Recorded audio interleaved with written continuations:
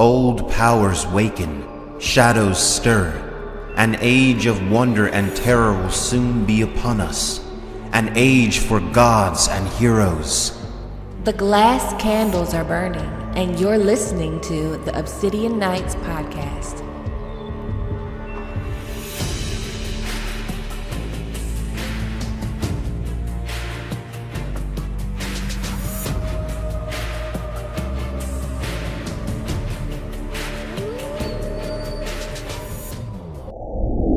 Hello, my sweet summer children. I'm back with the juice to get you through the long night, and I'm back with another episode of the Obsidian Nights podcast, where we go through A Song of Ice and Fire, chapter by chapter, starting with the first book, A Game of Thrones. And today we are doing chapter 38, Tyrion 5. And I am joined by my special guest, Girl Nettles. Girl Nettles, would you like to tell them all about you and where they can find you? Yes. First of all, thank you so much for having me on. I'm like fangirling like so hard right now. I'm Girl Nettles. You can find me on Twitter, Instagram, on YouTube, same handle, just Girl Nettles, one word. I'm an actress and just a big fan of you, Gray, and of A Song of Ice and Fire. But low-key, I'm a fan of you too. Guys, check out her Instagram. She has the best cosplays of Nettles. Seriously. So your Instagram is Girl Nettles, right? Yes, Girl Nettles, GIRLNETTLES, traditional spelling. Yeah. Okay. So it's Girl Nettles on Instagram. Make sure you guys check her out. Also, thank you for coming. I was really excited to talk to you because I know we've been Instagram pals for a while now. I know you've been subscribed to my channel for a long time. So years. It's great to have you on to talk about Tyrion. So how do you feel about Tyrion Lannister as a whole? Tyrion is hands down my favorite character. I am one of those people that live in the comment section. That's my address. If you want to know where I'm at, I'm in the comments debating people, making excuses for Tyrion. I just feel like people say that George, I'm not sure, but that George said that he writes Tyrion like himself. I'm not sure if it was Tyrion or Sam, but I think it's both. Both. But Tyrion's chapters, sometimes I'm reading them and I'm like, get out of my head. Because it's the same exact thoughts that I've had or how I would approach the situation. But no, Tyrion is my favorite character. In the entire series? In the entire series. I used to love Robb, but then unfortunately he met his untimely demise. Yes. Sadly. So I'm like, okay, well, who is it going to be? And I'm like, okay, it's Tyrion. It's Tyrion. I really like Tyrion. I really like book Tyrion. I think book Tyrion is a lot more complex than show Tyrion. I think book Tyrion has a dark side. I love all of Tyrion's stuff in Essos. We get to meet young Griff, Aegon. Oh yeah. Mm-hmm. Tyrion, and just Tyrion. When Tyrion is on the Shy Maid, I love those chapters. I don't know what it is. I don't know what's wrong with me, but love it. But that's dark Tyrion, though. That's dark Tyrion on the Shy Maid. Oh yeah, but yeah, that's super dark Tyrion. But I like this Tyrion too. I like a Game of Thrones. I love a Game of Thrones Tyrion. Oh yeah, Game of Thrones Tyrion is so funny, and I just love that. I just feel like Tyrion is me in this world meeting all these people. I'm not a princess. I'm not a lord. I don't know how to fight. I can't do what I don't have dragons. I can't do what all these people are doing. But through the eyes of Tyrion, I mean, I do read books. That's what I have. So through the eyes of Tyrion, I'm kind of experiencing all these things. So I don't know. That's what I love about him. Yeah. I mean, I completely agree with you. I think I've said this before, probably, you probably heard me say this before, that I think George specifically made Tyrion a very relatable character. Like he put on so much extra likable shit to Tyrion. So when Tyrion did kind of turn into dark Tyrion and started to do dark things, you would still love him. Like you would But it still would break our hearts understand. though too. It breaks your heart, but you still understand why he has, because of course, like I see Dark Tyrion, but like I don't blame Dark Tyrion for killing Tywin. Like I don't blame him for Right. killing Tywin. I understand. But Shay, like Tyrion, did you really have to kill Shay? Like, did you really have to kill Shay? Really, Tyrion? See, I don't know. That's that's one of those things I can excuse.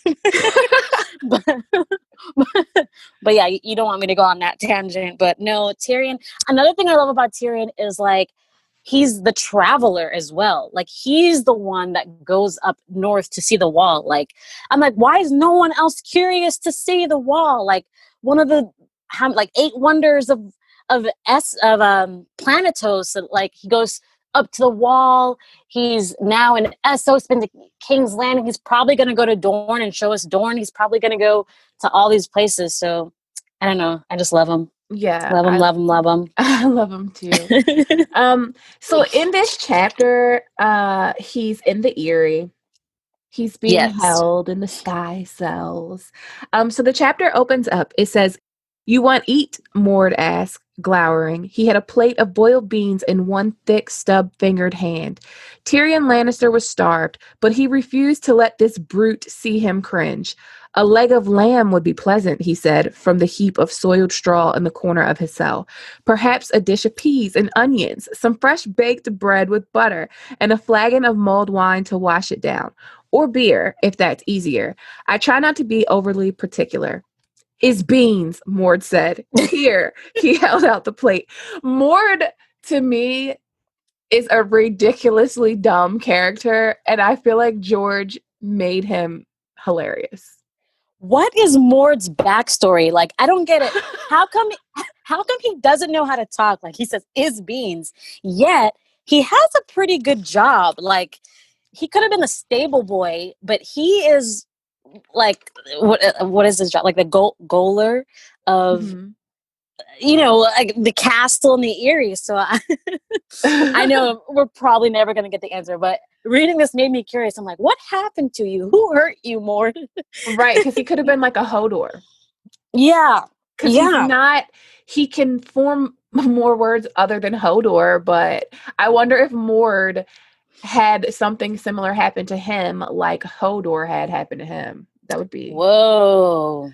That would be interesting. And they have like the last chapter I did of Tyrion, I think it was for Brown Girls, she had talked about Preston Jacobs' theory about Sweet Robin in the Eyrie with the weirwood throne. Yeah. So I could see maybe Mord being a victim of some kind of green theory. Something. Yeah. I mean, if we're going tinfoil. Hey, you know what? Anything is if the year 2020 and so far 2021 has taught us anything, it's that anything could happen, okay? So Mord, you never know. Mord's gross. He's gross. He's so mean. But I also love this interaction with Mord and Tyrion because this is more evident in the show. The show helped me see this more, but it's still in the chapter. Is like you can see like Tyrion's like negotiating kind of skills. Like first he tries to tell a joke to Mord, like he's like, "Oh, I want the leg of lamb," and all this stuff that you're not gonna get. You're in prison. But that's not Mord's sense of humor. He doesn't get that like dry intellectual sense of humor. Mord's sense of humor is like throwing the beans over. Right. Yeah. And he what does he say? "Is here, dwarf man." Like dwarf man. Like very 5-year-old kind of just like that. Like daycare, like daycare shit. Yeah. Not anything intellectual or anything like that. And Tyrion kind of learns to like speak his language. And that's one of the things I love about Tyrion. It doesn't matter whether you're a king, a high lord, whether you speak like is beans or It doesn't matter your intellect. He can find a way to what am I trying to say? He can find a way to communicate Manipulate. with you. Yeah, communicate, manipulate, Yeah. and get what he wants from you. Yeah. Tyrion is that Machiavellian figure without and he uses his mind. He doesn't use like all of what Tyrion does is a chess game. Yes. All of what he does is a chess game. Like even when he loses it for a second, when he gets his Yeah. little rage and he's like, "You son of a pox-ridden ass! I hope you die of the bloody flux." And then Mord like just starts like kicking him all in his ribs, and then Tyrion's like, "No, I take it back. I take it back." Yeah, that part surprised me because I'm like, dang, Tyrion, like, don't piss him off. He holds holds the key to everything, but that might be that Targaryen madness. But I won't get into Tyrion Targaryen. But I promise that I mean, he could have it's definitely like 50-50. he could have been waking the dragon, but I don't want to get into that. Oh, girl. So, the sky cells. Scary. I'm Super scared. scary. Like, what goes on in George's mind? Like, I don't know like his mind. how does Who he thinks think? of this? Right. Like that who thinks of putting these sky cells like in a castle and then making the floor sloped so Yep. you can't really get comfortable? Yeah. And Tyrion's a little person and he's complaining about how small it is. So imagine imagine the mountain Right. in that cell. Like, He would probably sit like if the mountain sat with his back against the wall, his feet would probably hang off the edge of the cell. His but feet would be dangling. it is the perfect prison cell to torture your enemies. If you really want to punish someone, it's a genius, diabolical prison cell, the most creative I've ever seen. But yeah, this Yeah. chapter is our introduction to that, and it's like, wow, we're just beginning to see George's tortured ways because we haven't seen Ramsay yet. We haven't gotten to Ramsay. We haven't gotten to everything going on in Anybody, really. Esso. Yeah, so this is like his little baby steps. This is the first crumb for what we're getting into with Yeah. this world and what it can be. And it's interesting you brought up Tyrion Targaryen because how many times do people tell Tyrion in the first few chapters that he's going to fly? Like in the Eyrie. Oh my gosh. I didn't even think about that with Tyrion. Yes, like even on the bottom of the first page, Mord says, "You fly." He was like 20-day, 30-day, 50-day maybe, then you fly. Yeah. And then Like, Sweet Robin is all like, "Make the bad man fly." make the Batman fly. And it's like, okay, maybe we're not going to see this book or the second book, or maybe, but hey, maybe at one of these books, we're going to see Tyrion fly. I hope so. I hope so. I want to see the underdog who never had anything fly a dragon. But yeah, I was reading this because I sleep crazy. I'm one of those people that toss and turn. I wake up, my sheets are on the floor. So I'm like, oh my God. I could not sleep in this cell. I would die by accident. Yeah. I mean, I couldn't sleep in there either. I'd be dead. No, But yeah. I mean, even in the cell itself, it's not comfortable. Like they're up in the mountains. Like all It's he cold, has, yeah. it's freezing. It's windy. All he has is like a shadow skin blanket or a shadow skin cloak. Yeah, and something straw. And some straw. And I think Mord even takes the cloak from Tyrion. He does. The good cloak, he takes it. Like, dang, Mord, you can't have anything. There's also writing all on the cells, in blood, the blue is calling. And scary. Yeah, it's like I feel bad for Tyrion. And you feel really bad for Tyrion because you know that Tyrion didn't do anything that he's here for. Right.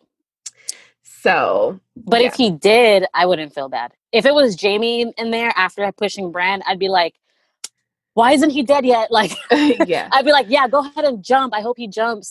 It's really funny how depending on who's in there, my emotions towards the sky spells like change.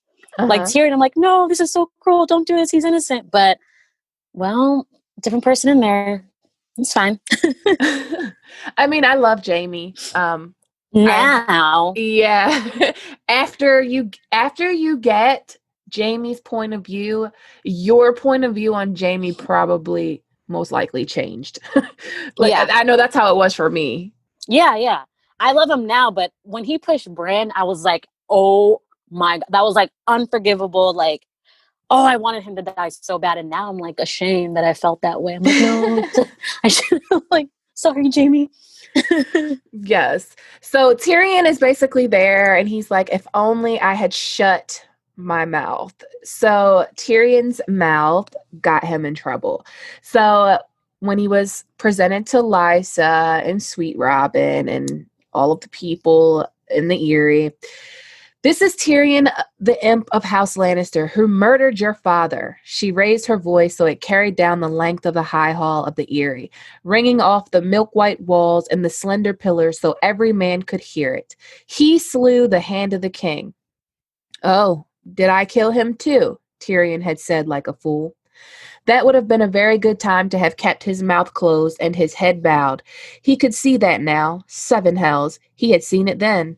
The high hall of the Arryns was long and austere with a forbidding coldness to its walls of blue-veined white marble, but the faces around him had been colder by far. The power of Casterly Rock was far away, and there were no friends of the Lannisters in the Vale of Arryn. Submission and silence would have been his best defenses. So, go ahead. Now I was just going to say submission and silence. Wow. Those are Not two things that that don't go well with Tyrion. I've never heard of that matching with Tyrion ever, but he's right.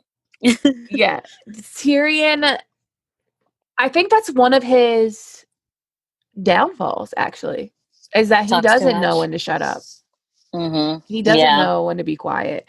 He doesn't know when to turn it off and just sit idly by and take it. He doesn't. Like, you see him challenge Tywin a lot. You see him challenge Joffrey. Everyone. Cersei. Everybody. He challenges everybody. Even when his life is on the line. Yeah.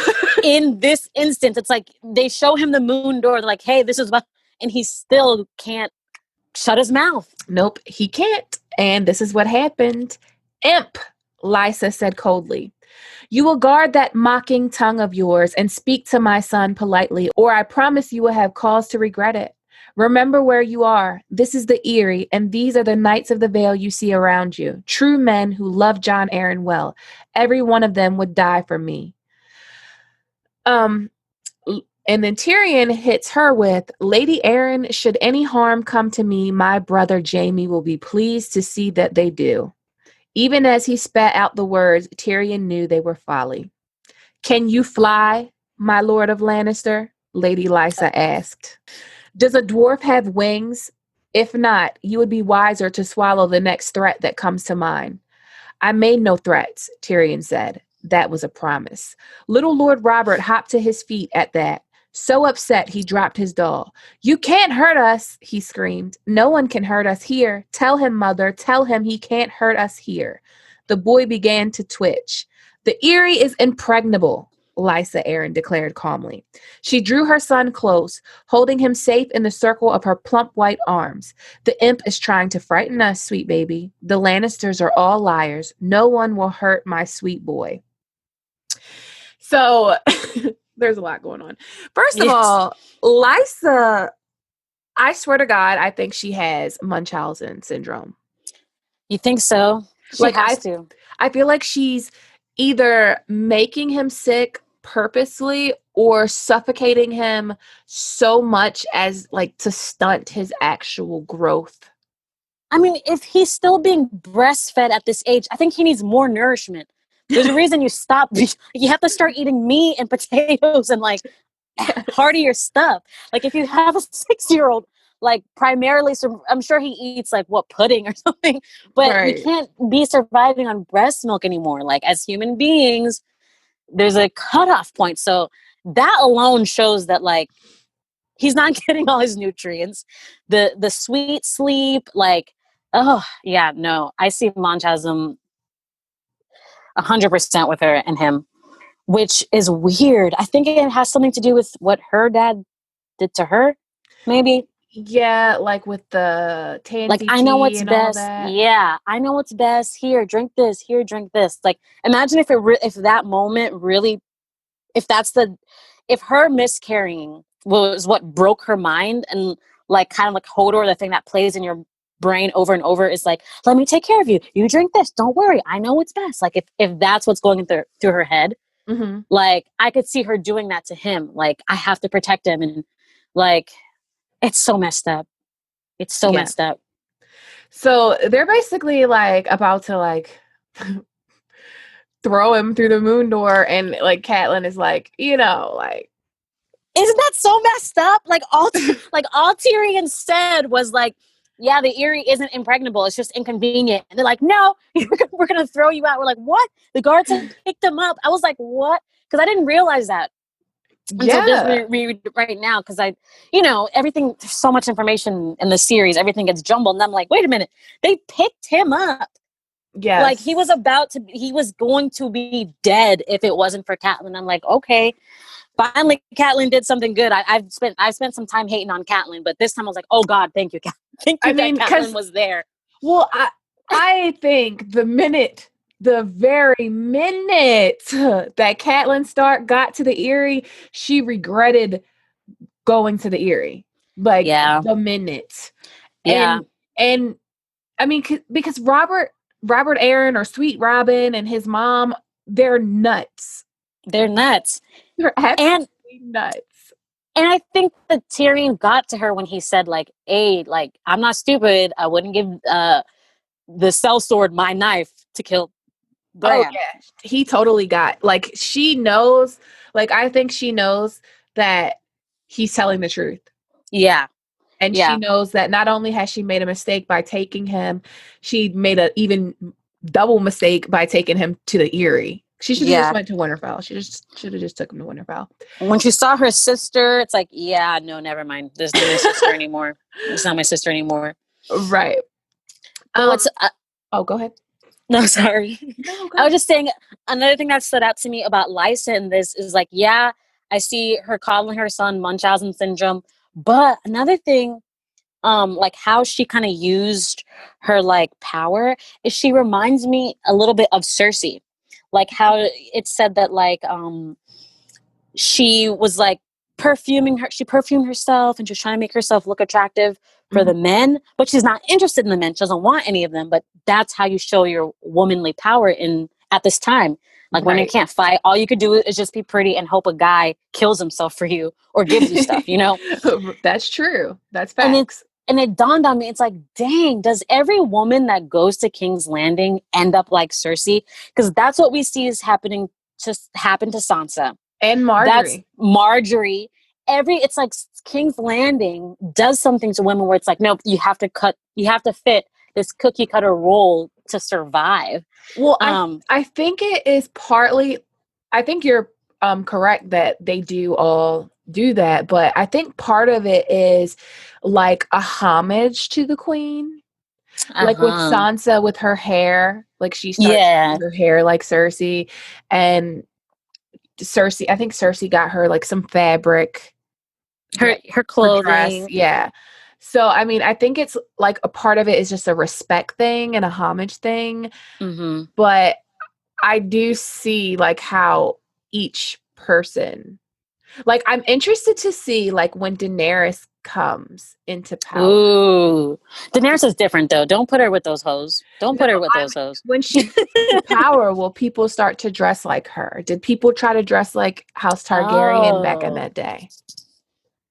Like, I Yeah. wonder. Were people dressing like Rayella when? Probably. Yeah, I would think so. Like, I would think so. just as Because homage. yeah, and they're seen as like the most beautiful women. Every time George writes about most of the Targaryen women, he always talks about their beauty, and we copy what's beautiful for the time. So Yeah, and it would be like a magazine. Like, today would The be magazine, equal yeah. to a magazine or something. Like, the Yeah. queen wears this, so it must be beautiful. Yeah. I need to wear that. Yeah. Yeah. But I could see Lysa like trying, trying hard Yeah. to like, I don't know. Because, well, she's single Mm-hmm. and she's very powerful. So that is attractive in itself for ambitious men. Mm-hmm. Um, But the I thing don't is, if she marries, she loses her power. So I think this whole thing is like she just wants to kind of be like right now in the Vale, just like an eternal tease, kind of like Cersei. Once again, like learning from her, where it's just like use your sexuality, but like don't give it all away, kind of yeah. thing. Not Mhm. talking about sex because Cersei will give that away, but I mean like like your actual like hand, like your power type of thing, Yeah. which I think is interesting, and it really made me think about women at the time and like. Right now, Lysa is in the best position ever. Like, she is ruling the Vale. She doesn't have to answer to nobody. She doesn't have to, like, do anything she doesn't want to do. She doesn't have to check with her lord husband to change her hairstyle or to go somewhere. Mhm. But as soon as she marries, that's all gone. Yeah, that's true. So she probably would stay unmarried unless, which she's obsessed with Littlefinger. So unless Littlefinger's going to give her the D and the wedding ring. Um, but I don't even know if that would work. Like, I think Littlefinger never had any plans to marry her. His plan was always to give her to her because she was a loose end. Oh, yeah. Yeah. Which is so mean because, I mean, you know, all of her antics and everything aside, it seemed that she really did love him. Like if she had one redeeming quality, it's like she loved Littlefinger with everything. And But like I know that in an obsessive way, though. yeah, you don't think it was healthy or like true? No, No. I, I mean, I don't know, but Do it's you just think like do to you think she kill was your always fucking, to kill yeah, your yeah. baby daddy, to I kill your, know. I know. to make your Well, son a fatherless son. But I mean, unless Littlefinger's probably his daddy. yeah, I was about to say but I was going to ask, do you think that she was always jealous of Catelyn, and even as a young girl, she saw that Littlefinger liked Catelyn, so she wanted to take Littlefinger from Catelyn. You know how sometimes people will Yeah. have those rivalries with like sisters or their best girlfriends, where they don't even like the guy, but because you like him or because he likes you, they want him. I definitely think she has resentment towards Catelyn because she liked Baelish and Baelish liked Catelyn. Mm-hmm. And I don't care that that has to hurt. Even if it was unrequited, like even if Catelyn didn't care for him, it's just the Yeah, fact, it's just the point. It's just the principle. she spent all her life being number two, I basically. I I was thinking like how much Cersei's handprint is over this entire story. If Cersei had never convinced Jamie to take The to get white, the white, I was about to say take the black, to take the white, um, Jamie would have married Lysa. which is disgusting, but But yeah. I mean, how different of a story would we have, and how much influence does Cersei have? And I wonder, like, did that sting Lysa when Tyrion is like, yeah, my brother Jamie is going to make sure that Mm, your knights die for you if you harm me? mm, I wonder if that stung yeah, her a little bit, like, yeah, that hot ass Jamie Lannister was supposed to be mine. And yeah. even he decided to a life of celibacy and gave up his claim to Castle Rock. So he Rather just than has be to with marry me. me. Dang. Just nobody likes her, man. Yes.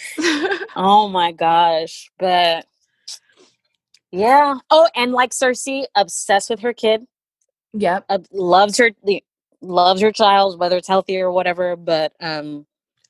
I definitely think that she loves Sweet Robin, but I also think that there is a dynamic there that he is the key to her kingdom. Yeah. Just like with Cersei, Tommen, Joffrey, Marcella are the keys to her kingdom. Mm-hmm. I find it interesting that like Tyrion is sitting there thinking, and he's like, they're not gonna kill me. Like they would not do this, but like he's not sure because Lysa's fucking crazy, and like Yeah. he's waning. in those cells. Like those cells are doing a number on him. He's hungry. Yes. I'm one of those people. I have to eat every 2 hours. I change. I couldn't imagine like a day without food. Especially you're a high lord. You've been eating 8-course meals your whole life. Mm-hmm. Like he's hungry. Yeah, he's waning in those cells for sure. It's sad. I mean, but he's like not giving up. Like he's not giving up on it. Like he knows that Tywin is going to have riders out, that Jaime's probably going to have an army like to come and get him. Like he knows that shit is going down. Right. And I have here in my notes here, like the exact moment where he decides not to give up. Because for a little bit, he's kind of like feeling sorry for himself. Mm-hmm. And then he's thinking about, if I can find it, he's thinking about the cat spot. And he was like, who would frame me? And he was like, someone's using me and I don't like to be used. And it's that moment he decides to get up and ask for Mord. And I'm like, that's another thing, like another like great characteristic about Tyrion is even when things are like at their worst, when you're sitting in prison, like something like that little spark of like, I don't like being used, and him thinking about, oh wait, there's another player in the game. Because he's like, wait, it wasn't Cersei, it wasn't Jaime. Who the heck did send that cat spot? Right. And just like kind of like the curiosity of it, and also anger at being used, like sparks him to get up. And he's like, he shouts for Mord. He doesn't even know what he's going to tell him yet, but that spurs him into action. Where anyone else, like Sansa, or I don't want to pick on Sansa, but someone else would just sat there feeling sorry for themselves. You know what I mean? Yeah. I mean, Tyrion has had a harder life than most. So he has developed that survival skill where he can't really have self-pity and things like, well, I mean, he can have it, but he knows the doses to take it in. And also, I love when Tyrion says this quote when he calls Mord and he's like, never show them you're afraid. Tyrion reminded himself. I'm so glad you said that. I know that touched me too. I was like, dang, because that's like Arya. Like someone somewhere like taught him those little inner monologues, like Arya has, like to keep going. Yeah. And I was like, wow. I'm like, well, he could have thought of it himself at some young age, or read it in a book. But yes, I love that. He has so many good quotes. Tyrion has tons of good quotes. Like, I wanted to get wear it like armor, it can never be used to hurt you. Oh yeah. I love that. Yep. So he calls Mord and he's like, do you want to be a rich guy? I'll give you some gold. And he's like, basically, more gold than you'll see here in a lifetime, enough to buy land, women, horses. You could be a lord. Lord Mord. Tyrion hawked up a glob of blood and the phlegm spat it out into the sky. It's no gold, Mord said. So Mord is like, you don't have no gold. And Tyrion is like, I'll get my gold back. Gonna get it back. They have it. And he writes it down on a pen and paper. Because writing is magic. Yes. To Mord. To Mord, because Mord can't say 2 words. He can't conjugate it. He can't use contractions or pronouns or nothing. Yeah, so Tyrion is like, people are illiterate. They take the written word as like some form of magic. And that applies to Mord. Yeah, and it does totally make sense. Like, I can't imagine not being able to read because, we've been reading so long. But yeah, I guess, like, if you didn't know how to read, you would look at it as something mystic and that something that other people can do that you can't. Yeah. So Servardus Egan comes and gets Tyrion to bring him to Lysa. And Tyrion gets his cloak back. Finally. Jeez. He gets his cloak back. So Lady Arryn, Lysa, she had summoned her knights and retainers to hear his confession. So Tyrion basically said that he was going to confess. there's like the whole room is crowded because if they're going to execute Tyrion and they're going to have a trial for Tyrion, they need a lot of witnesses. But even Right. if they did it and they did everything by the law, that would not stop them from the Lannisters' wrath. Like, I don't know what they were thinking. I don't know But how they. that's my question. Why did, like, in this, Tyrion remarks that Lysa is wearing black? Like, she's ready for him to die. And Mhm. she does all this. Like, why is she so quick to get rid of him? Is it because she's trying to cover up that she's the one that killed John Aaron? Or, like, I think she's ready to kill him. Like, I don't is she think. just that stupid? She doesn't think there's going to be repercussions? Or, I think she doesn't even like she's not that smart. Like she's not that yeah. smart to think I mean, about. Catelyn did the same thing. She snatched up Tyrion without even thinking about the Right. Lannisters are going to And raise an army. Lysa is in a position where I don't think that the people in the Vale respect her like she thinks they do. I think they all think she's crazy. And she Hmm. is in a position, I would say a very weak position where she needs the favor of the people and she needs to make strong decisions that give them faith in her, the same kind of faith that they would have in John Aaron, because she hasn't been back long. John Aaron hasn't been dead long, and Lysa spent most of her time in King's Landing, so these people don't even really know her. Like, she's only in the position based off the strength of her son. So I feel like she has to show like sureness in her decisions, and she has to make these people comfortable with her ruling over them, because Sweet Robin's only a little kid, so she's his regent. So I Mm. think like her part of her decision is like, I can't let them see me hesitate. Like, I have to mean what I say. I think you hit the nail on the head. That's it exactly. It has to be, because you're right. First of all, it's already weird for them to be following a woman. Yeah. And a woman, she's definitely not capable. So she has to, and you know how when people take power and they're not supposed to take, they're not equipped for it. They have to show brute strength and they have to show that decisiveness. No, yeah, that's once again, you always got the juice. I love it. Yeah, Thank that you. makes total sense. All So, right. so Tyrion goes on to do his like little confession where he's like, my crimes and sins are beyond counting. My lords and ladies, I have laid with whores not once, but 100 times. Like, I've been mean to my sister. I've wished my father dead. And like people are laughing.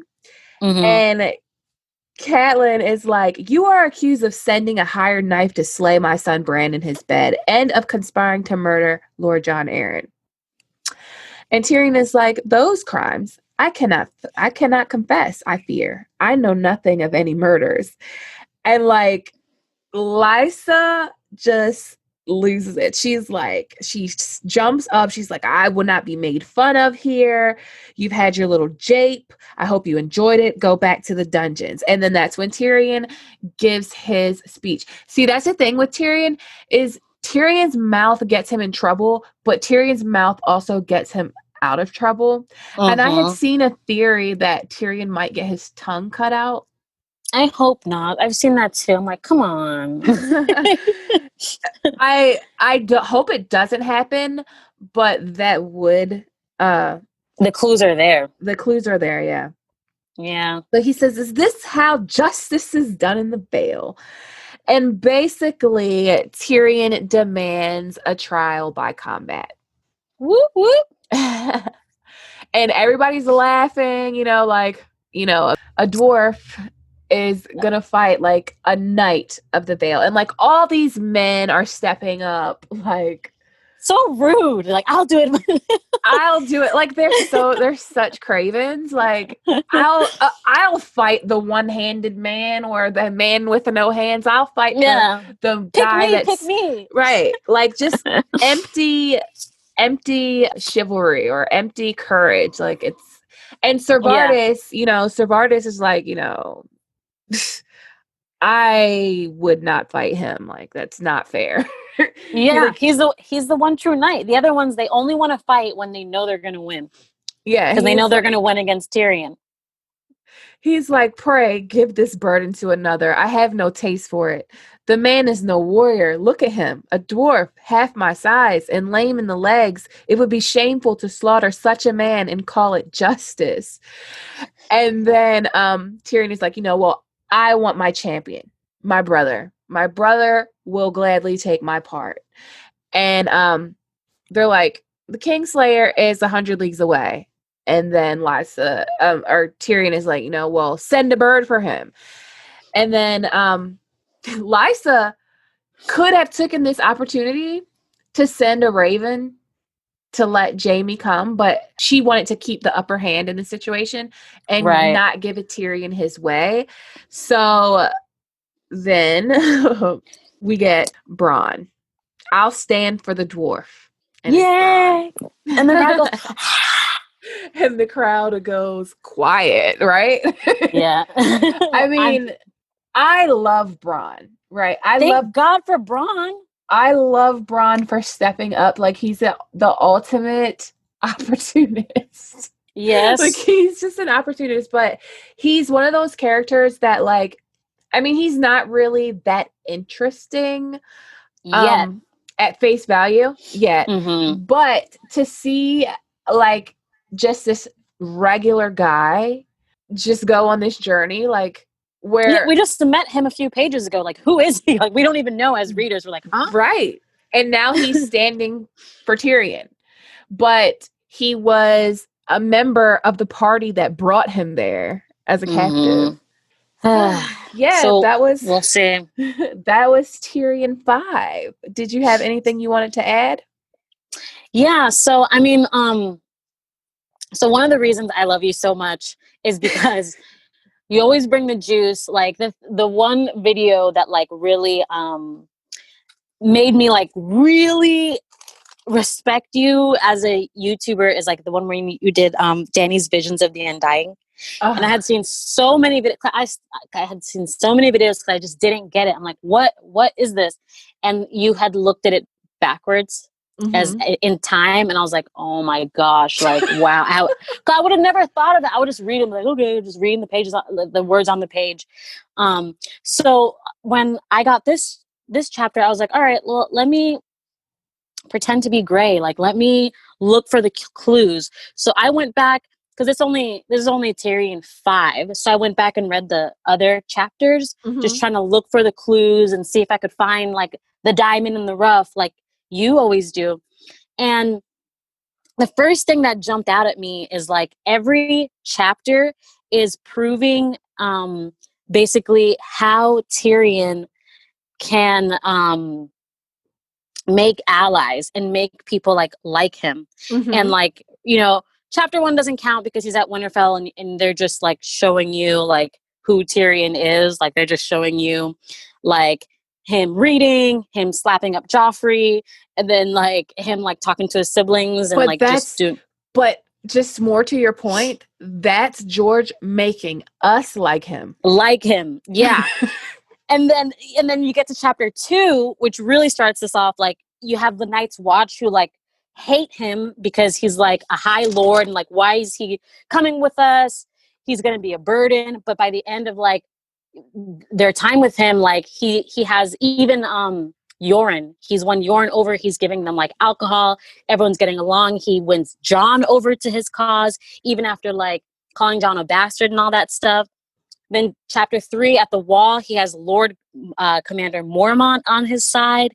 Maester Aemon. Even Maester Aemon calls him a giant.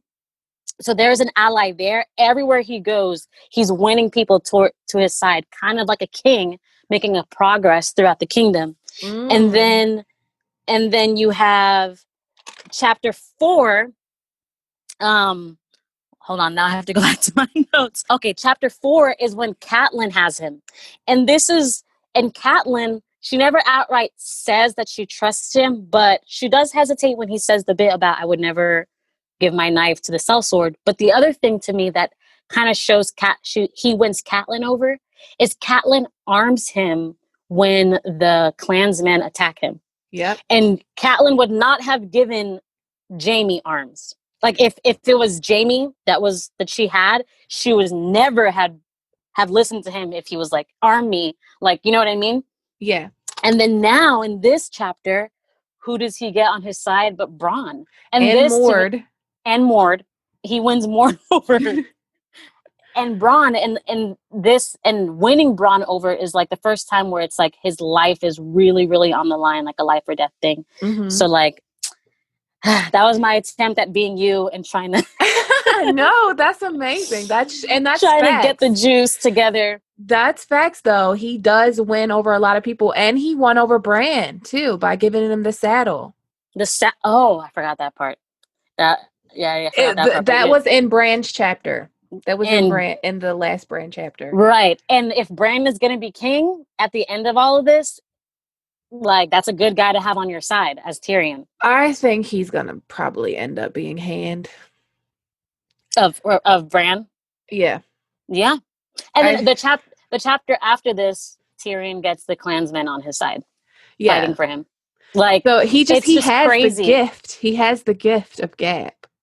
Every single chapter, he's just winning people over. So that's what I could find. I mean, no, that's really good insight, and I think that maybe foreshadowing that Tyrion is going to.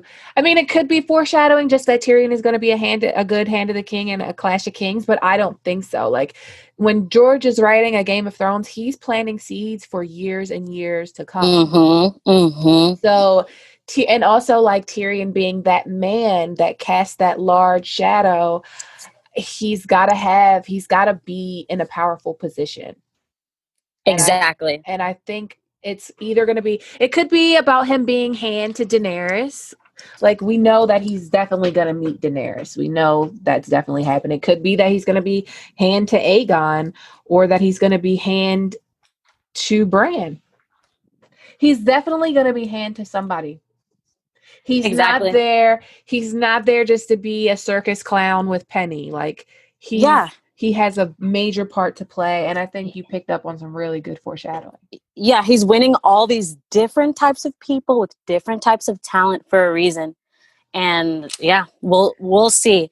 And the other thing I wanted to say is like here at the Eyrie, I don't know if we're ever going to see the Eyrie again, but when Sweet Robin was like yelling like, he can't hurt us, make him fly, I kind of got angry because, you know, I love me some Tyrion, and I was thinking, man, I wish someone would just burn that castle to show them that it's not impregnable, that people can get there. And I'm like, wait, Daenerys has 3 dragons. Yeah. Like, what if we see something kind of like Visenya?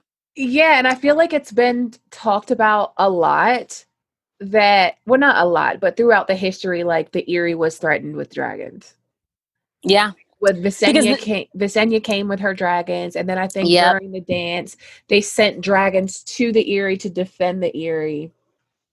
Yep.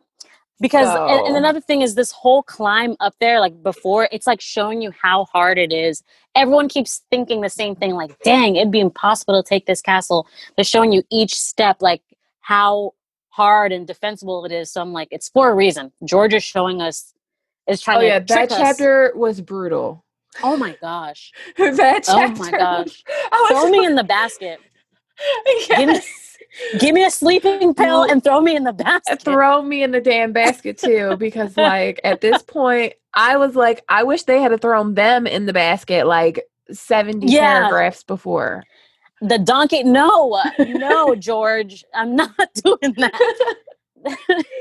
But yes, I want to thank you for coming on. Oh, thank you for having me. Oh, you're so very welcome. You were amazing. And if any of you would like to be on an episode of Obsidian Nights, reach out to @NimShadow on Twitter or Instagram. She is scheduling right now for a Clash of Kings.